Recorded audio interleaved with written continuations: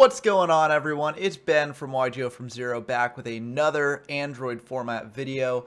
And in this video, we're going to be covering a deck that is interesting, to say the least, but one that I'm not really sure is that good, and that's Princess Burn. Now, I've already showed off another Burn deck in this format that I think is a lot better, but Princess Burn is a popular sort of jank deck from around this time that people always try and make work in every format that it appears in, so I figured I'd cover it here. Basically, the premise of the deck is you're using the monster Fire Princess, which each time you gain life points, you inflict 500 damage to your opponent. Now, if you can get a couple of Fire Princesses on the field with a couple of ways to increase your life points, Fire Princess will deal 500 damage. So basically the goal of this deck is to set up a bunch of Fire Princesses on the field with ways to increase your life points and also ways to prevent your opponent from attacking and just slowly burn your opponent out over the course of a couple turns. In practice, this is a lot harder to set up than it may seem, as you may see in the games, but it is a fun deck to sort of experiment with. I don't think that my build is optimized by any means, and in fact, I made one major deck building error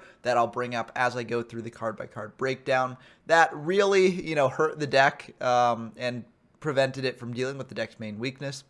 But I do think that this is a decent starting point if you want to build a version yourself. So let's just go through the card by card. To start out with, we have 3 Fire Princesses. You kind of want to play a bunch of these because if you have multiple on field, their effects will stack. And given that just having one can be too slow, you really want to just load up on these as much as possible. This also helps you draw into them as quickly as possible, and also pairs well with the recruiter that we have for the deck, which is UFO Turtle. I went with UFO Turtle here because I do think that getting Fire Princess out on the field is the most important monster to get out on field. You could go for something like Tomato here instead to bring out Witch or Sangan to search out the Fire Princesses. And, in retrospect, I do think that this is probably a better choice here. But I don't think the Turtles are terrible, as you really do want to land Fire Princess on board as quickly as possible. We're also playing a Cure Mermaid to search out off of the Witch or Sangan that we're playing. And Cure Mermaid's another way to gain life points. It's also got 1500 attack, which can be pretty decent. Your opponent's recruiters can't get over it. So if you're playing something like Messenger of Peace in the deck, which we aren't, I personally prefer Gravity Bind to it. But if you are playing Messenger of Peace in the deck, then, that attack threshold's pretty nice. We've also got a Cannon Soldier to deal a bit more burn damage, and then we've got 2 4-star Ladybugs of Doom to potentially blow up our opponent's field while preserving our own. Now, the preserving your own aspect is the reason why I didn't initially play Cyberjar in this deck, but I think this is a really big mistake, as you kind of need to conceptualize this slot as a place for cards that will help you when you don't have the lock set up. When your opponent's set up like a Jinzo or something that can basically deal with whatever the deck wants to do. You want to have a searchable way to remove that Jinzo, and Cyberjar will be a way to do that. So I think that replacing one of these with a Cyberjar or a Cyberjar and something else would be very good and help out the deck a lot. And you'll see that in the games that I play. If I had Cyberjar in the deck, things would have been a lot better for us. Maybe they wouldn't have turned out differently, but it would have been a lot more competitive. So I do think that this should be a Cyberjar in the future. Moving on to the spells, we've of course got some very powerful spells here. Change of Heart, Confiscation, Dark Hole, Monster Reborn, Painful Choice, Pot of Greed, Raigeki, and the Forceful Sentry. Now, we're also playing 2 Last Will as well to potentially help us set up our combo even more. If we summon out something like UFO Turtle and it dies to Trap Hole, we can Last Will out a Fire Princess. Or if we're able to crash UFO Turtle into our opponent's monster, bring up Fire Princess, we can Last Will out a Cure Mermaid to get a life point gain source online. Now, I think in the future I might cut these because they are a bit bricky, and you kind of already need to have both halves of your deck set up in order for it to be really good. So I don't really think Last Will is that good to include in the future, but it is an option here if you wish. We're also not playing Delinquent Duo, which people might find surprising, but I feel like in a deck like this that's just stalling your opponent so much, just going +1 isn't really the best. I mean, it's good, of course, if you're starting out the game and you open Duo, that's pretty nice. But in general, you kind of want the hand rips that give you knowledge to potentially snipe the very powerful cards from your opponent's hand, as opposed to just hitting 2 random ones. So that's why we're not playing Duo. You could definitely play it if you want. It's just the deck space was already kind of tight, and so I didn't really want to commit the space to it. In addition, you could also play Snatch Steal here. I figured that it wouldn't really be that good because, you know, we're not going for a big OTK push, and Snatch Steal does gain your opponent 1,000 life points a turn. But having Snatch Steal can lead to some turns where, you know, you're able to really pop off. So I could definitely see including it. And I could also definitely see including Jinzo as well to pair with it, as Jinzo can shut off things like your own Gravity Bind, so enable you to go for a pretty big damage push if you need it. Speaking of Jinzo, let's move on to the trap. First up, we've got Call of the Haunted. This can bring back any part of our monster combo. We've got Ceasefire to deal more burn damage, 3 Gravity Bind, because these are going to be eating spell and trap removal like no tomorrow probably.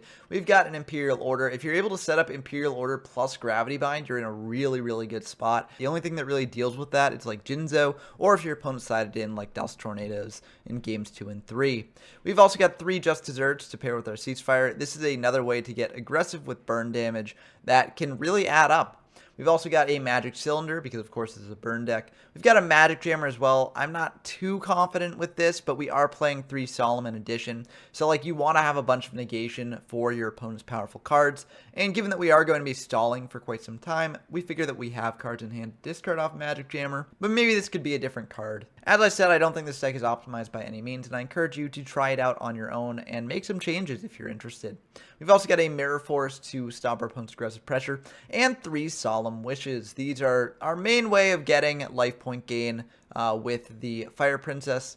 And if you have multiple of them, they do stack, so Fire Princess will deal 500 for each of them. For the side deck, we've got 3 Princess Tsurugi if our opponent's on more of a back row focus strategy. We've got 3 Chain Energy if we want to side it into a different type of burn. We've got 3 Mystical Space Typhoon, 3 Prohibition, a Fake Trap, which I find kind of funny. I sort of put this in here as a whim, but the game that I sided it in, it did work out, so you know, maybe we should include more of these in the side in the future. We've also got 2 Magic Jammer to close out the side deck. And, you know, there should be an extra deck here, but this deck is so janky that, like, I mean, it won't matter. Again, I don't think this deck is very good, and I don't think that my build is the best version of this deck. But to be fair, I don't think that the best version of this deck will be able to perform well. I mean, it's rogue at best, and I think that I would classify this build as sort of like maybe rogue, like very low rogue, but still rogue. And I don't think that it will ever climb to tier 2 just because its board is so fragile and its combos are so bricky. But let's dive into some games to show off what I mean by that. Okay, we've got a game against History of YGO1. Use a pretty frequent guest on the channel. Always a pleasure to have them on. And we are playing the Fire Princess list. And unclear what they're playing, but let's find out. So we are going to open with a pretty decent hand. We've got Fire Princess and Gravity Bind in the opener, so that's pretty good. They're going to set 2, pass back to us. We draw, we're going to fire a Pot of Greed here, draw 2. And we're going to fire a Painful Choice, sending 5. So we've got the 2 hand rips that we're going to send, of course. We're going to send a Magic Jammer as well, a Ceasefire, and we also have 1 more. So there wasn't really a good 5th option to send here. So we just send another Gravity Bind, as we don't really need it in deck, and we figure, like, they won't let us keep this Gravity Bind. Unfortunately, they do give us the Gravity Bind. We would have much preferred the Ceasefire that they, you know, sort of gave us when they thought that we had sent 5. But unfortunately, we can't do anything about that. We figure that they do have, like, a Mystical Space Typhoon or a Heavy Storm, so we just set the 1 Gravity Bind, pass back to them, and they do indeed get rid of it. So they are going to draw here. They're going to fire Nobleman of Crossout, banishing our Sangan. Flip up a Giant Rat and attack in. So it looks like they're on a bit more of a Earth deck here, which I did feature on my channel a while back. I think that Earth decks are pretty interesting, but 4-star Ladybug of Doom will deal with that very nicely. We'll set the 4-star Ladybug of Doom, set this Gravity Bind here. They're going to fire a Pot of Greed, which could be pretty bad for us. And then they're going to set 1, switch the Giant Rat to defense, pass back to us. And that's actually pretty bad for us, as we figure that their set is likely a Magician of Faith to get back the Pot of Greed. We could fire a Dark Hole here, but, I mean, that's kind of really lossy, because, like, a 2-for-2 trade, and, I don't know, we trade for the Giant Rat on its own, so, I don't know, I figured, like, we might as well wait on the Dark Hole. They'll get some draws off Pot of Greed here, most likely. But this will clear their board at least, and we do have Gravity Bind for later. We're going to attack into their set. It's Man-Eater Bug, though, so we do get kind of rewarded for this play. We're going to summon out the Fire Princess here, set 3 back row, pass back to them. We figure that we've got 2 Gravity Bind in case they've got a Mystical Space Typhoon here. And we've also got a Solemn Prevent Heavy Storm and a Solemn Wishes to get us drawing. So they're just going to set 2, pass back to us. We're going to fire Solemn Wishes in the end phase there. Gain 5, they'll take 5. And we feel very good about this. We're going to fire a Change of Heart on their set, and it's a Sangan, so we feel fine about that. We could flip up the Sangan and attack, but honestly, I don't, because if they've got like Mirror Force or Torrential Tribute or something like that, we don't want to play into it and let them get a search here. So we're perfectly fine walling up like this. If everything goes well, then they won't be able to break this board. They're going to flip up the Sangan, and they're going to fire Torrential Tribute, so I'm very glad that we didn't go for this last turn. We're going to think about this, though. We could potentially Solemn Judgment this, but I think we want to save Solemn Judgment for preventing things like Jinzo from hitting the field. And, I mean, also Heavy Storm, right? We need the Solemn to prevent Heavy Storm pushes. They're going to add a Witch to hand, summon out a Momonga and attack in. You know, that's one of the advantages of the Earth deck against this deck, I guess. It does have monsters that can play under Gravity Bind, and unfortunately 4-star Ladybug of Doom won't help that any. We'll set the 4-star Ladybug either way, because this will actually wall up against the Momonga, which is kind of funny, and they're going to fire Painful Choice. Again, we could Solemn something like this, but I feel like we can save the Solemn for later. They're going to add a pretty interesting 5 here. I feel like of these, I mean, we'd have to use up the Solemn on the Heavy for sure. We'd also have to use up the Solemn on the Jinzo if they tried summoning it. We kind of want to save the Solemn for if they sort of have a way to revive the Jinzo. Raigeki isn't bad. You know, we could just give that to them, as they might just Raigeki our set right away, which wouldn't be the worst for us. But I think, honestly, we might just want to give them the Forceful Sentry, because, you know, we do lose the Dark Hole, but I feel like we're in a pretty good board position here. And, I mean, I don't know. I feel pretty good about this. They're going to go for a Call of the Haunted. We're going to fire Solemn Judgment. They unfortunately do have a Reborn, so that will deal with that. They're going to bring out the Jinzo, and we are kind of dead here. They're going to summon out Hayabusa Knight, equip it with a United We Stand. And, you know, that's just going to be the end of the game. And, honestly, I don't really think there was much we could do there either way. Like, no matter what we added off that Painful for them, they were going to win no matter what.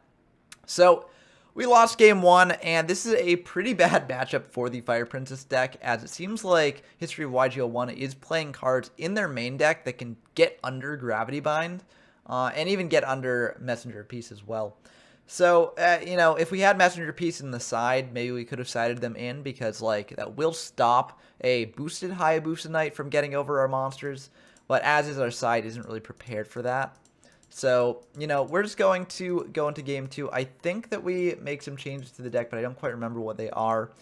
These Fire Princess games often blur together because they're very much just, you know, you're trying to set up the same combo, and oftentimes you're failing at that. Okay, we decided in Chain Energy, figuring that they're on a bit more of a combo deck, and so they're going to have to commit more cards to field and thus lose more life points. So we're just going to start by setting a UFO Turtle and setting a Mystical Space Typhoon, then firing a Chain Energy here. We don't want to be forced to Solemn right away, especially since we don't have a life point gainer and Floodgate online. So we're just going to do this play. They do have the Heavy Storm for this, so we will lose the Chain Energy and the MST, but I figured it was good to do this to make them use up the Heavy Storm if they had it, instead of using up a Mystical Space Typhoon, because it's very likely that they sided in to Spell and Trap removal. They're going to hit over the UFO Turtle. We'll gain a Fire Princess here. They're going to set 1 pass back to us. We draw Cancelled, which isn't the best. We'll just switch the Fire Princess to defense, summon the Cure Mermaid here, and then just set a Solemn Judgment, pass back to them. They unfortunately do have a Mystical Space Typhoon for the Solemn Judgment, so they would have been able to deal with the Chain Energy either way. And they're going to attack in to our Cure Mermaid here. They'll be able to get a search here, bringing out a Dream Clown, which ultimately is fine by us. They're going to set 1 pass back to us. We have Mirror Force, which is pretty decent. And we figure that they likely also have Mirror Force, so we're just going to try and poke over the Dream Clown here. They do indeed have the Mirror Force. And then main phase 2, we're just going to set another Fire Princess. Either way here, we're going to lose a Fire Princess if they go for the Dream Clown play. So, I mean, this is ultimately fine. We've also got Mirror Force for later. But they're going to Dream Clown, get rid of that Fire Princess, set 1, pass back to us. We draw a Gravity Bind, which is pretty nice. We'll just flip up this Fire Princess, hit over the Dream Clown, and then main 2, set a Gravity Bind, pass back to them. They're going to flip up a Cyber Jar, which will clear our Fire Princess, and we get another Fire Princess off that, which is very funny. However, that's our last Fire Princess, which is a bit worrying. They are going to get a bunch of good ones. They get a Jinzo, and they do have the means to turn it online, you know, this turn. And it's unfortunate because they've also got a Monster Reborn here to bring it back after we Solemn it. Oh, we don't have Solemn. Never mind. I was thinking of a different game. As I said, these games bleed together. But we do have Change of Heart plus Cannon Soldier, so we can deal with it next turn. It's just this turn will be quite unfortunate, and we'll have all our Fire Princesses in grave. So now, sort of the only thing we can really do here is hope that we draw a Revival spell, or else our entire deck will be kind of underwhelming here. They're going to bring out a Sangan, and they're going to add the remaining cards to hand. So they'll add Jinzo, Mystical Space Typhoon, Monster Reborn, and Imperial Order. And now they're pretty much all set here. They contribute over the Sangan for the Jinzo. And, I mean, we don't have anything to do with that. They're going to heavy, and they also get the search off the Sangan here. Quite unfortunate for us. They're going to grab a Magician of Faith here. And they're going to fire a Forceful. That's disastrous. They can take Change of Heart, which is our one way of dealing with the Jinzo. And they're going to attack into our set here. It's Fire Princess. They're going to set another pass back to us. And we draw cards that will not help us here. We could summon out Cannon Soldier and fire Last Will to get out another monster from deck, but I honestly don't think that will really help. We just need a way to clear the Jinzo, and we don't have it. This would actually be a reasonable option if we had a Cyber Jar in deck, but again, we don't. And, you know, even then it would have been kind of rough, as we would have had to bring out like a Recruiter, like, you know, Witch or Sangan, and it would have been a bit lossy here, but I mean, I don't know. We're going to do it anyways. Now, I mean, we don't have a Cyber Jar to search, but we're just going to do it just to search for something that might help. Unfortunately, they do have Change of Heart, so it likely wouldn't have mattered either way. But that's going to do it for this game. I do have another game with the Fire Princess. That's kind of why I like rushed through this. Most of the gameplay I show off on this channel is a lot more like in-depth and detailed, but with Fire Princess decks, this game goes really long, and you'll definitely see that in the next game that I've got to show for you. So let's dive into that now. Okay, we've got a game against Soul65. Unclear what they're playing. We're playing the Fire Princess deck, but it's always a pleasure to have Soul on the channel. They're a frequent guest. And we are going to go for the Rock, Paper, Scissors, and we do manage to win that, so that's pretty nice. We are going to go first here, and hopefully we get something good. And this, oh wow, this is actually a kind of crazy hand. Imperial Order plus Solemn Wishes, plus Gravity Bind. This is actually insane. I mean, we're just gonna set 4 and pass because there isn't really much they can do against this. If they fire a heavy, we've got Imperial Order, and then if they chain like Mystical Space Typhoon, we can chain the Solemn Judgment. We've got Solemn Wishes to recover our life points after that, and Gravity Bind on top of that. So, like, the only way that they can beat this board is if they get out an early Jinzo, but, I mean, this is looking pretty great for us. They're going to summon out Kaiku, attack in, we've got Gravity Bind. They're going to set 3, pass back to us, and we're going to fire Solemn Wishes in the end phase there, gain 500. Unfortunately, we don't have any way to really capitalize on this, but I feel pretty good about it. They're going to set 1, pass back to us. We draw Witch of the Black Forest, which is pretty nice. We can set that and set the Just Desserts because they've got 2 monsters on field, so we can just fire this to get in some damage. And we'll pass back to them. They're going to go for a Delinquent Duo, and honestly, we're going to let that go through because I feel like Last Will and Magic Jam are kind of redundant at this point, and we want to save the Imperial Order for later. We're going to gain another 5 off the Solemn Wishes. We draw Just Desserts, so nothing really to do there. They're going to pass back to us. We draw another Gravity Bind, which isn't really the most useful card here. We'll pass back to them, and they're going to go for a Painful Choice, and I think here we do want to Imperial Order this, as it, you know, deck thinning by 5 is pretty bad, and they can get some powerful spell and trap removal. That will just go through, and so we're basically just sitting pretty here. Instead of paying the 7 each turn, we're basically paying 200 because the Solemn Wishes gains us 5, and we're feeling very good about this. Since the game is going to basically be on lock like this for quite a bit, because there isn't really anything our opponent can do about this board until they draw into something like a Jinzo, we are just going to blaze through these turns here. Nothing really much to do. I flip up the Witch because I forget that it can't attack under Gravity Bind. So that is a flaw with this. Maybe if we had the messenger piece here instead, this would have been a bit better. Because we could have actually attacked in to get our Fire Princess to hand and start dealing damage to them more. Unfortunately, it didn't quite work out that way. But there's going to commit another monster to board, and I feel very good about this because it's just increasing the damage off of just desserts. The game's going to go like this for quite some time. So while it is, I'll just say, if you're watching this video and enjoying it and not already subscribed to the channel, please do subscribe. I release a bunch of gameplay videos featuring Android and a bunch of other older formats as well. So if you enjoy this sort of thing, you know, subscribing is the best way to know when I release new videos. And if you want to play any of these formats for yourself, we have a Discord server. A link will be in the description down below. But it's a great place to find games in these old formats. And also, you know, we do hold monthly tournaments in a variety of formats. So if you want to play these formats pretty competitively, you can play there. But again, there isn't really much either of us can do here, so we're just passing back and forth. I think now might be the time to commit to the Just Desserts and Ceasefires, because if we fire Just Desserts now, right, that's 2,000 damage to them. We fire Ceasefire, and if every monster on field is an effect monster, that's 3,000 damage. And then we can set up for one more Just Desserts for 2,000 damage to finish them off. So I think we do go for this play now. We fire the Just Desserts, and we'll set this Ceasefire pass back to them. This also prevents them from potentially getting off a powerful flip effect, so I feel good about that. So in standby phase, we are going to fire the Ceasefire here. And they're actually going to think about that. They're going to fire an Acid Trap Hole on our monster, which is very interesting. And it will just die because it's a UFO turtle. So this will decrease the amount of damage that they'll take. They'll take just 2,000 here. No, they should have taken 2,000. I guess they took 2,500. That was a bit off because there were only 4 effect monsters on field. But they're going to clear their field away with this Cannon Soldier that they had set. And, yeah, we're just going to take that damage. I mean, we're feeling fine. We're just losing 200 a turn here. But we could potentially go for a lethal push here if we reborn back something like a Cannon Soldier. I don't know, because we get Gravity Bind up, so... But we could reborn... No, we don't have Last Will either. I don't know, we could Painful... I don't know. We are going to let it lapse, because I think that... I don't know why we do this. I think we did have a lethal line set up. We Raigeki their monster, but I don't see what the lethal line is. Oh, maybe it's Raigeki, and then we Painful Choice for something...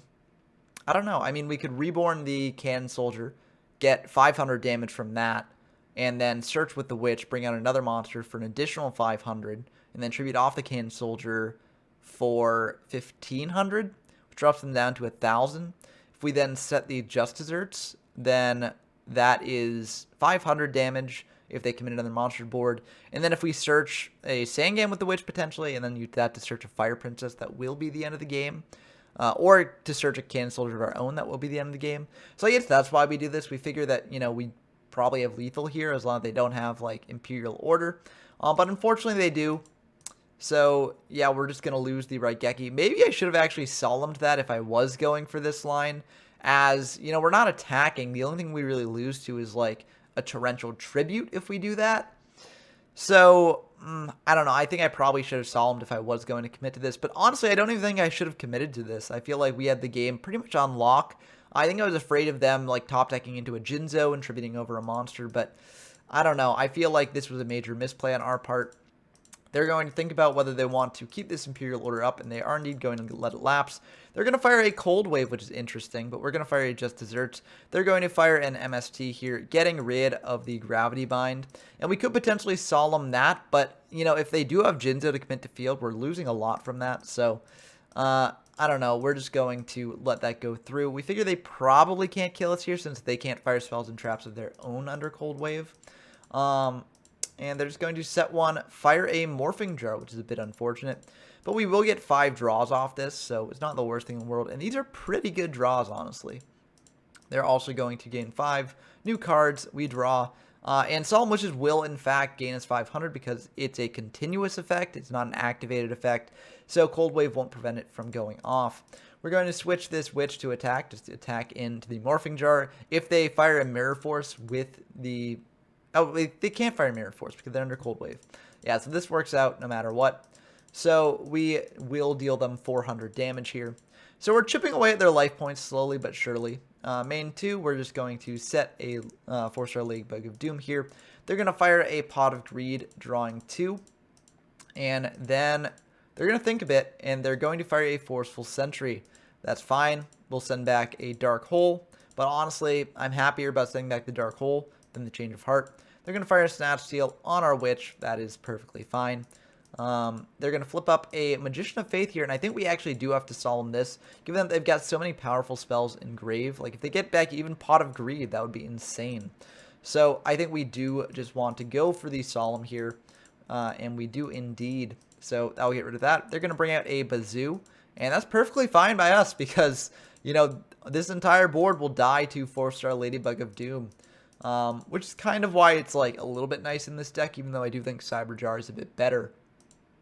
They're going to attack in here, and their entire board will get cleared with the 4-star, and we will get a search here. So we got to decide exactly what to search. We could just search out a Fire Princess, because we've got some draws here. We've got a Mirror Force to protect it, Magic Cylinder as well to protect it.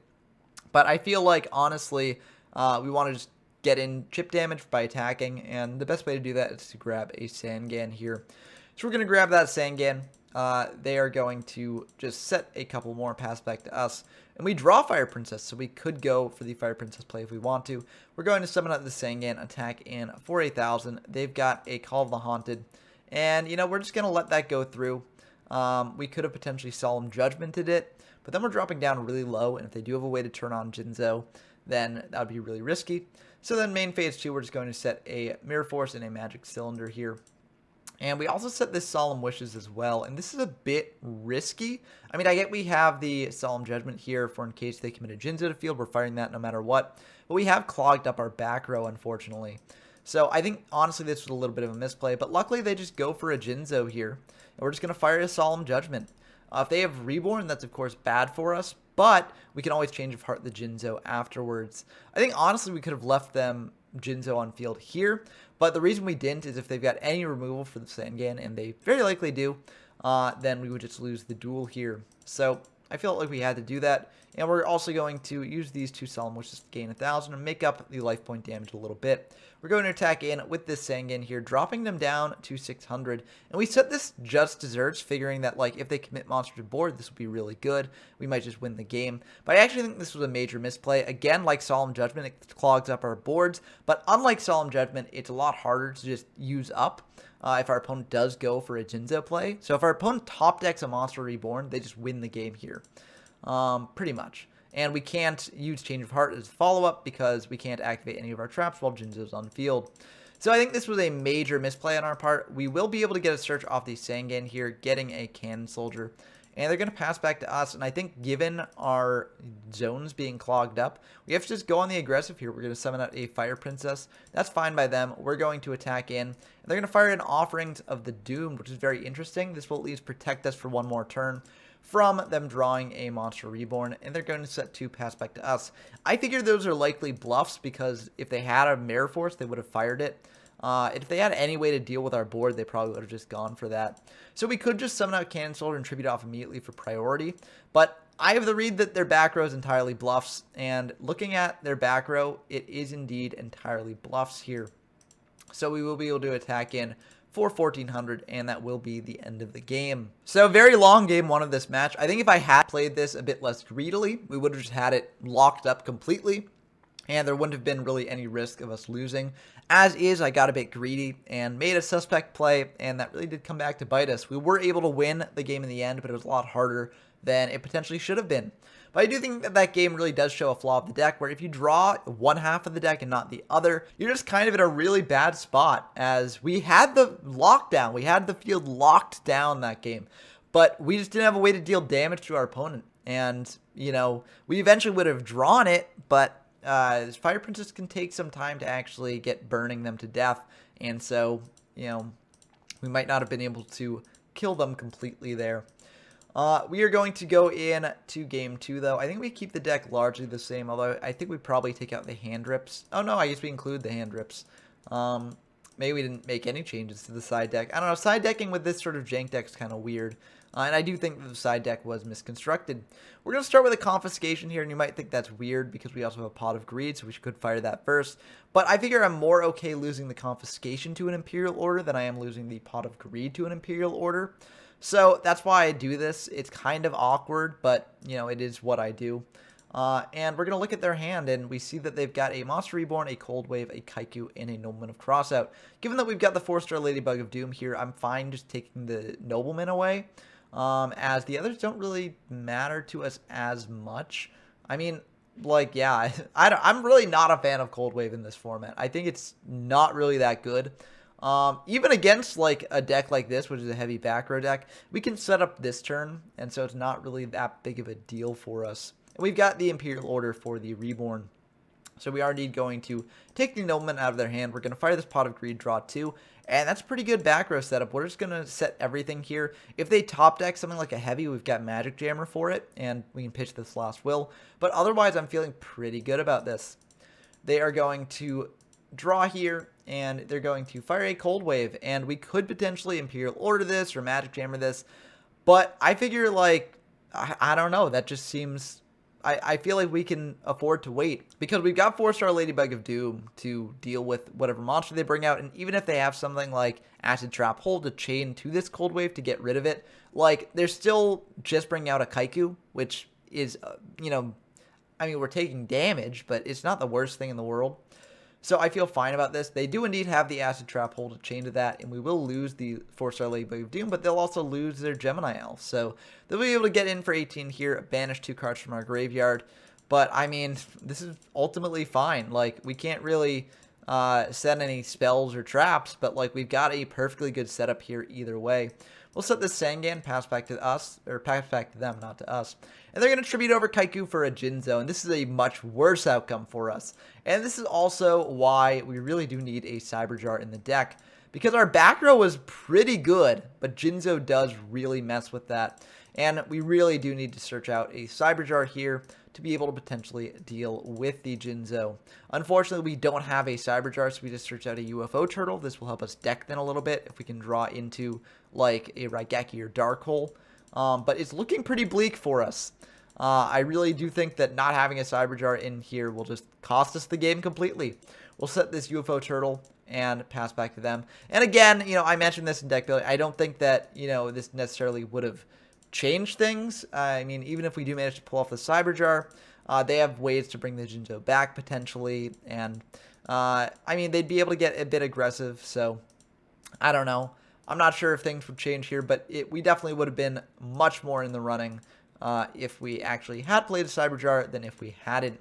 They're going to fire another Cold Wave, which is kind of annoying because, you know, if we draw a Raigeki or Dark Hole off the top, then we can't activate it.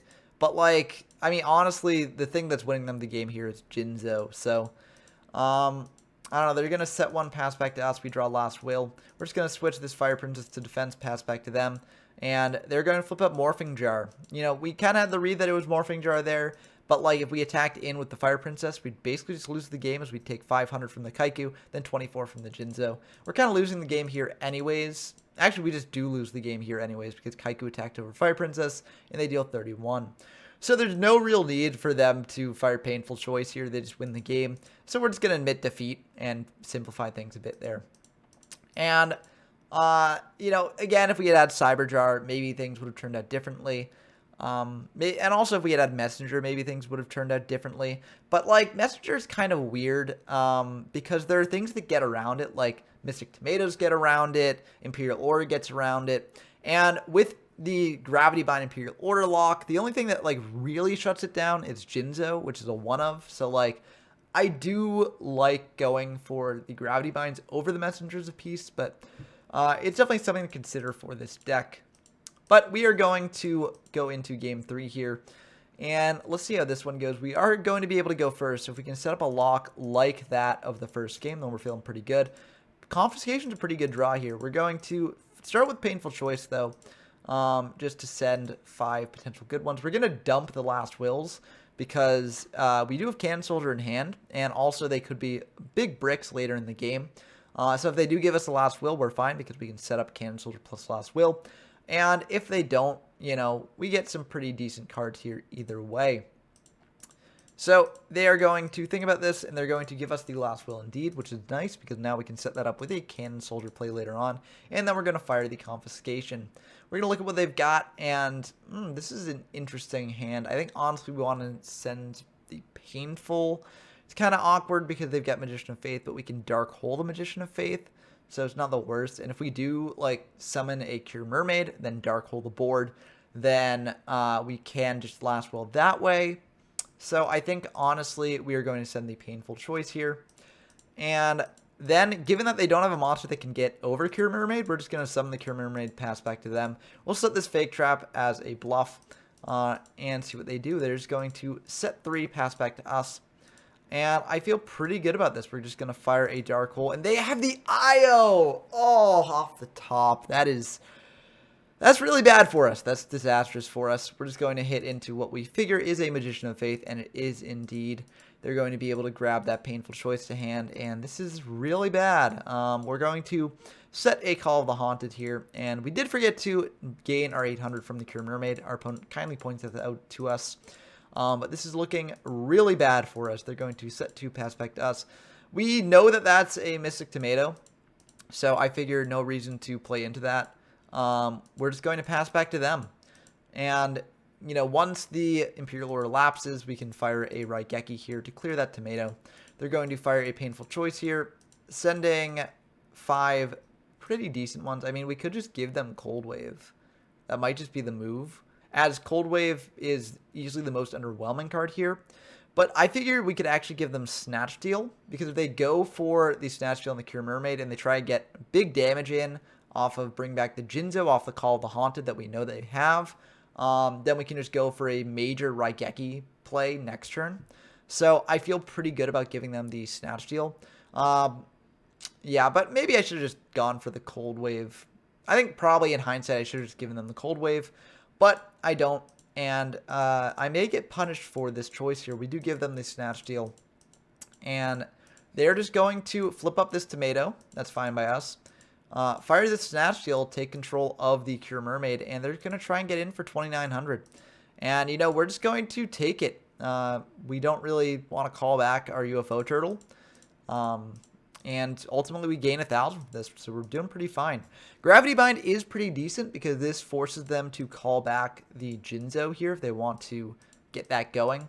Also, we're going to fire a Last Will, summon out a Can Soldier, and we are going to bring out a Witch here. Actually, I think I should have brought out a Fire Princess, but the reason I don't is because they're gaining 800 a turn. So the 500 off the Fire Princess wouldn't actually really do much. And I figure getting Witch to search out another monster here is probably a bit better. So they're going to gain 1,000 here. They're going to fire a Pot of Greed here, draw 2, which is a bit unfortunate. And they're going to go into battle, attacking into our Witch. We're going to fire the Gravity Bind here, and we fully expect them to call the Haunted back a Jinzo to shut off the Gravity Bind and enable them to attack in for a fair amount of damage. They've got a Mystical Space Typhoon instead, though, so we're going to chain a Fake Trap here. And again, we fully expect them to go for the Call of the Haunted, because Jinzo will prevent the Fake Trap and the Gravity Bind from going through, and will enable them to get in a fair amount of damage. And we want them to do this because we've got the Raigeki in hand, and then we can search off the Witch to get something decent. So I feel like this is the play that I've been setting up for, but unfortunately they just let that go through. They don't call the Haunted back at the Jinzo, even though they do have the Call of the Haunted on field. And, you know, that actually is the smart play on their part. They did not get greedy here. And, I mean, this Raigeki is kind of just rotting in our hand because we really do want to save it for the Jinzo, as Jinzo just shuts down our entire strategy here. So we're in a tough spot because our opponent just keeps gaining life points off the Cure Mermaid, and we're a burn deck, and we're a slow burn deck on top of that. So, like, I think, honestly, this situation is why I should have given them the Cold Wave instead of the Snatch, but I felt like they would get greedy. They didn't, and it really came back to bite me here. We're just going to set the Solemn Judgment here, pass back to them. And this is going to be another long game, folks, so get strapped in. We draw a 4-star Ladybug of Doom, which is very nice. We'll set that, so that way we can clear their board without having to resort to the Raigeki, and then potentially get in for 800 chip damage. They're just going to gain another 800, and they're going to fire a Nobleman of Crossout. We could potentially Solemn Judgment this, but I feel like we want to save Solemn Judgment for the Jinzo. So we'll just let that go through. It's very unfortunate, as now our deck size is actually behind our opponents here. So we will actually deck out first. And this is a realization that I realize at this moment that given how high each of our life points totals are, this game might as well go to deck out. which is a bit of a risk given that we are now lower in deck count than they are. So this is a bit of a worrying situation here. And for the rest of the game, I kind of do just play as if the game is going to deck out, as opposed to going to damage, because frankly, Fire Princess is too slow of a burn deck to actually deal 11,600 damage to our opponent. We're going to fire the Raigeki now, and you might think that's weird, but I figured that the only reason why they'd commit 2 more monsters to board is because they had like a Sangan and Witch, and so I wanted to get them searching and depleting their deck size here. Unfortunately, only one of those was a Recruiter, so they'll grab back a Cannon Soldier here. And we could potentially summon out Sangan and get some chip damage in, but again, I think this game is going to deck out. I don't want to commit another Recruiter to board, so I'm not going to. I'm just going to pass back to them. And, you know, this does have a major flaw, because they do have Offerings to the Doomed, which can, you know, prevent them from drawing, which actually does really mess up our game plan here, especially since this Witch will potentially be searching later. But they fired a Jar of Greed, so now they're much lower in deck size than we are. So I'm feeling okay about that. If they keep going for things like that, then I feel pretty fine. They go for Dark Hole here, and unfortunately we will get a search here. We're going to search out Fire Princess. They're going to fire a Monster Reborn. We're going to fire a Solemn Judgment. Just prevent them from getting a Jinzo. They're going to bring out a Bazoo here. And they're just going to pass. I mean, they could, again, go for the call. We do have another Solemn Judgment for that. But they're not going for the call. I guess they're afraid of Mystical Space Typhoon. But we're just going to set this Fire Princess to bait out a Nobleman of Crossout, and that does indeed come.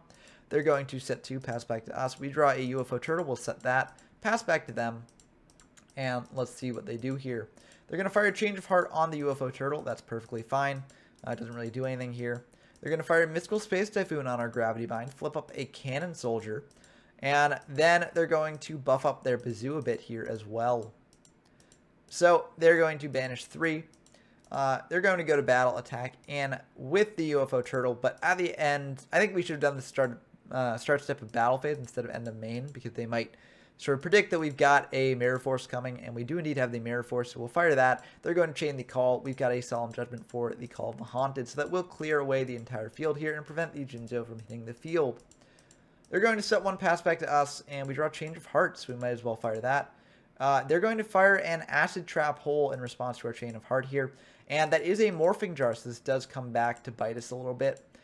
Maybe we should have just set our hand before doing this with the read that it was potentially a Morphing Jar. But it was kind of hard to read into that. I mean, I guess they did have no cards in hand, but I don't know. It worked out pretty well for them, as we did waste our Change of Heart there. We could summon out the Fire Princess and get aggressive here, but we don't really have a Floodgate. And we don't want to fire the Pot of Greed because, again, we are reaching deck out sort of situations. So I feel like this is pretty risky. We're actually going to keep the Pot of Greed in hand to pair with the Magic Jammer here. But this isn't looking good for us. They're going to bring out a Gemini Elf, and that is fine by us. They're going to set 4 and attack into our set. I guess they're playing around Morphing Jar themselves. And it is a Fire Princess. We're going to fire a Solemn Wishes in the end phase here to gain 500. And we draw another Solemn, which is pretty nice. I think we do probably want to set the Solemn and just pass back to them. If they summon out another monster, we're in kind of dire straits, but we do have Call of the Haunted to bring back a monster potentially to chump block. They are going to summon out a Kaiku, and that's fine by us. We don't have anything to deal with that. They're going to attack in with the Kaiku. We've got a Call of the Haunted here to bring back the Cure Mermaid. That's the highest attack on a monster in our graveyard. And I think that this ceasefire was a misplay. Because if we're stalling and biding our time, then we want to save the ceasefire for in case they've got another flip monster. But we do just go for that to deal 1,000 to them. And they're going to hit him with the Kaiku, banish 2. And I mean, if we draw Gravity Bind next turn, I feel pretty good about this. As that will potentially, you know, keep us in the running. But if we don't, we might have to go for Pot of Greed. And Solemn Wishes will not do it for us here. So we do, in fact, fire the Pot of Greed.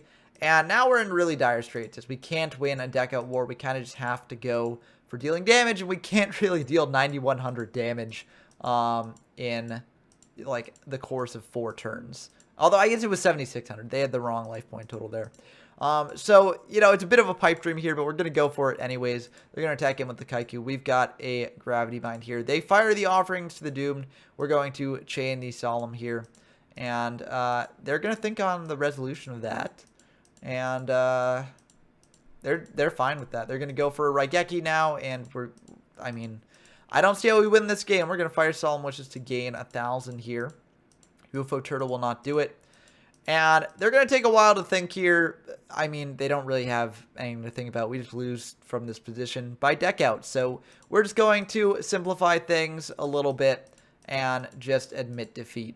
But that's going to be the game. You know, I really do think that these matches showed off the flaws. With Fire Princess, the combo is kind of bricky. You can brick on one half or another half, and it is pretty slow if you don't, like, draw too well. I mean, if you set up, like, double Solemn Wishes, Cure Mermaid, plus Fire Princess, that's like 1,500 damage a turn. If you have 2 Fire Princesses, that's 3,000 damage a turn, which, of course, is insane.